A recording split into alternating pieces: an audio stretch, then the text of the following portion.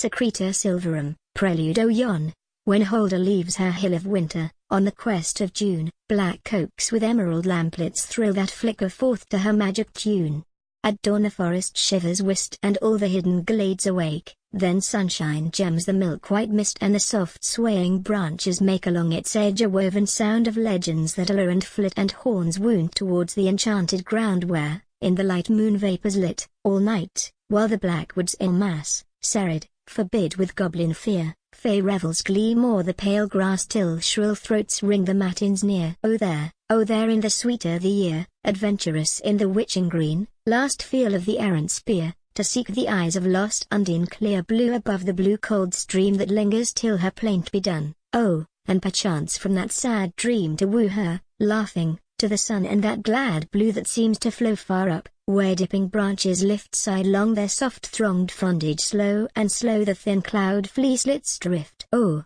there to drowse the summer throw deep in some odorous twilight lair, swooned in delight of golden dew within the sylvan witch's hair, the while on half-veiled eyes to feel the yellow sun shafts broken dim, and seldom waft as moth-like steal and settle on the bare-flung limb, or under royal autumn, palled in smouldering magnificence, to feel the olden heart enthralled in wisdoms of forgotten sense, and mad desire and pain that filled red August's heart of throbbing bloom in one grave hour of knowledge stilled where glory ponders o'er its doom, and, when the boughs a sombre lace and silence chisels silver rhyme, or some old hearth, with dim-lit face, to dream the vanished deforest prime, the springtime's sweet and June's delight, more precious now that hard winds chill the dews that made their mornings bright, and Holder sleeps beneath her hill. What though the outer day be brazen rude, not here the innocence of morn is fled, this green unbroken dusk attests it wed with freshness, where the shadowy breasts are nude, hers guest D, whose looks, felt dewy cool,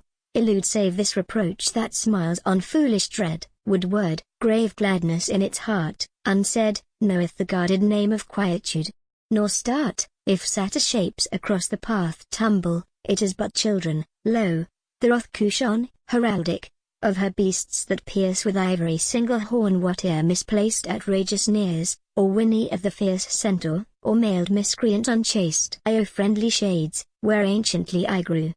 Me entering a dawn a child ye knew, all little welcoming leaves, and jealous wove your roof of lucid emerald above, that scarce there through the envious sun might stray, save smiling dusk or, lure for idle play, such glancing finger your chance whim allows, all that long forenoon of the tuneful boughs, which growing on, the myriad small noise and flitting of the wood life's busy joys, throw tenuous weft of sound, had left, divined, the impending threat of silence, clear, behind, and, noon now past, that hushed ascended large in the wood's heart, and caught me in its marge of luminous foreboding widely flung. So hour long I have strayed, and though among the glimpsing lures of all green isles delays that revelation of its wondrous gaze, yet am I glad to wander, glad to seek and find not, so the gathered tufts bespeak, naked, reclined, its friendly neighborhood is in this hollow of the rarer wood where, listening, in the cool glen shade, with me, white-bloomed and quiet, stands a single tree, rich spilth of gold is on the eastward rise.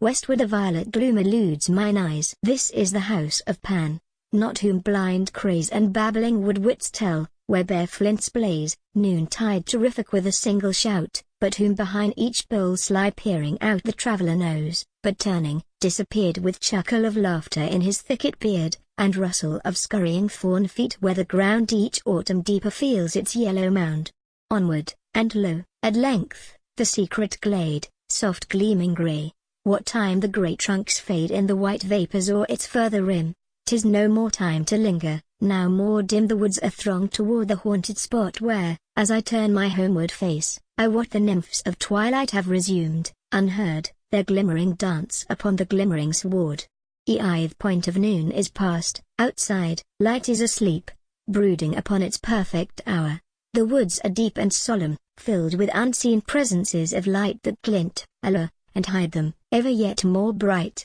It seems, the turn of a path will show them, nay, but rest, seek not, and think not, dream, and know not. This is best. The hour is full, be lost, whispering. The woods are bent, this is the only revelation, be content. The forest has its horrors, as the sea, and ye that enter from the staling lee into the early freshness kept around the waiting trunks that watch its rarer bound, after the glistening song that, sprinkled, leaves an innocence upon the glancing leaves, O ye that dream to find the morning yet secret and chaste, beside her mirror set, some glimmering source o'ershadowed, where the light is coolness felt, whom filtered glints invite through the slow shifting green transparency, O ye that hearken towards pale mystery a rustle of hidden pinions, and obey the beckoning of each little leaf a's way, return, return, or ere to warn you back the shadow bend along your rearward track longer and longer from the brooding west, return, and evening shall bosom your rest in the warm gloom that traps the blazing hearth,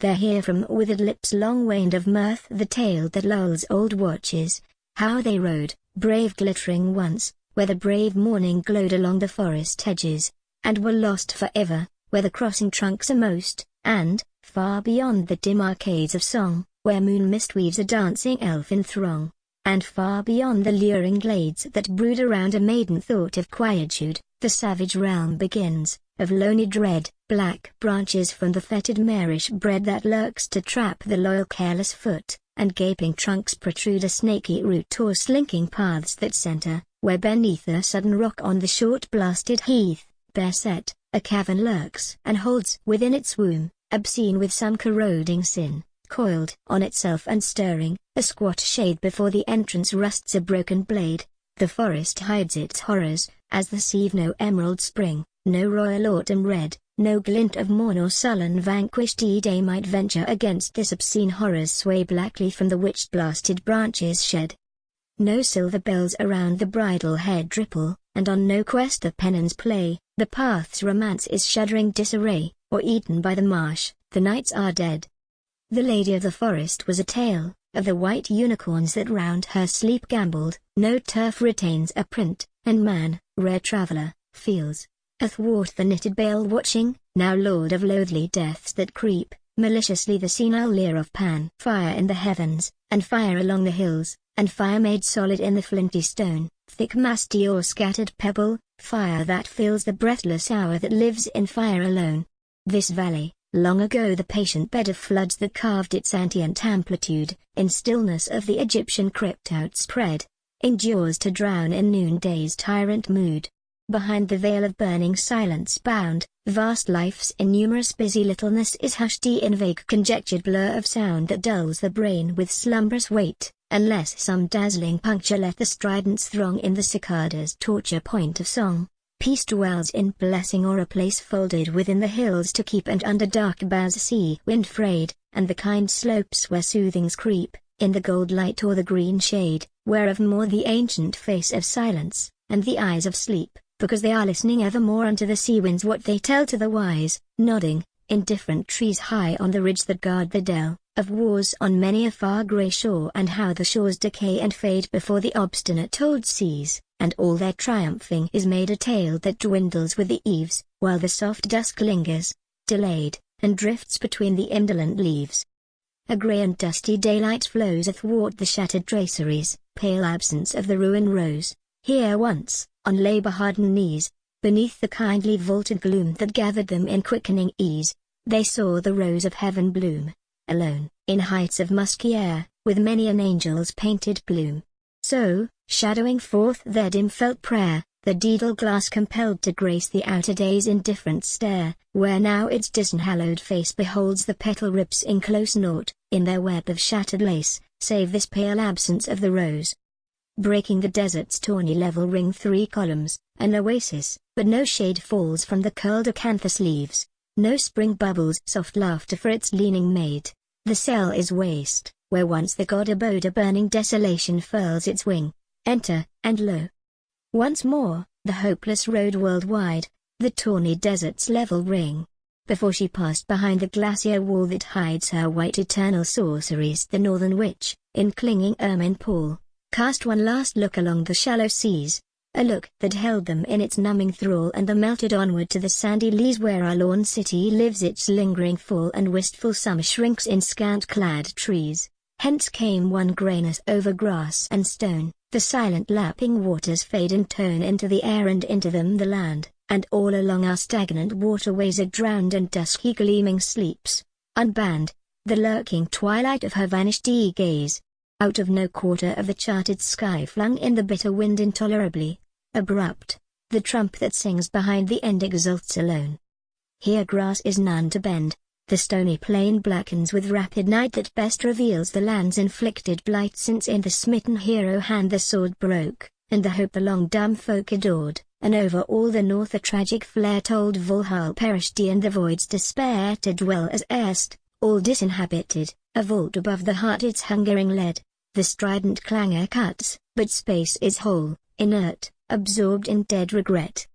Here, soul, on the bare uplands, stands, vast through the gloom staring, to mark an irretrievable doom, the stranger stone, Sphinx Kushon, thunder hurled from Red Star ruin or the elder world. This night is not of gentle draperies or clustered banners where the star breaths roam, nor hangs above the torture-lurching dome of purple shade that slips with phantom ease, but, on our apathy encroaching, these, stable, whose smooth defiance none hath clomb, basalt and jade, a patience of the gnome, polished and shadow-brimmed transparencies. Far, where our oubliette is shut, above, we guess the ample lids that never move beneath her brows, each massive arch inert hung high contemptuous o'er the blatant wars we deemed well waged for her, who may avert some Janus face that smiles on hidden stars. Lightning, and, momently, the silhouette, flat on the far horizon, comes and goes of that night-haunting city, minaret, dome, spire,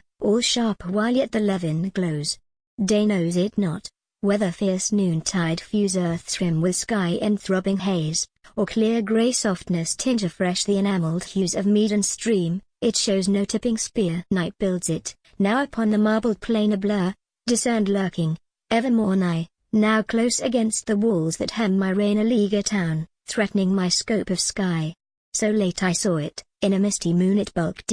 all dusky and transparent, dumb as ever, fast in some prodigious swoon. Its battlements deserted, who might come? One. His eyes, 'neath the high turban's plume, watched mine, intent, behind the breast-high stone, his face drew mine across the milky gloom. A sudden moonbeam showed it me, my own. One. An iron core, shocked and dispersed in throbs of sound that ebb across the bay. I shudder, the one clang smites disarray through all my sense, that starts awake, inhearsed in the whole lifeless world, and some occurs miasma steals, resumed from all decay, where the dead tide lies flat round the green quay, hinting what self-foredone despairs it nursed. The corpse of time is stark upon the night, my soul is coffined, staring, grave-bedite, upon some dance of death that reels and feasts around its living tomb, with vampire grin, inverted sacraments of Satan's priests and, masked no more, the maniac face of sin. There is a far-off thrill that troubles me, a faint thin ripple of shadow, momently, dies out across my lucid icy cell. I am betrayed by winter to the spell of morbid sleep, that somewhere rolls its waves insidiously, gathered from unblessed graves, to creep above each distant crumbled mole. When that assault is full against my soul, I must go down, through chapels black with mold, past ruined doors, whose arches, ridged with gold, catch, in their grooves, a gloom more blackly dripped, some stairway winding hours long towards the crypt where panic night lies stricken neath the curse exuding from the dense enormous hearse of some old vampire god, whose bulk, within, lies gross and festering in his shroud of sin.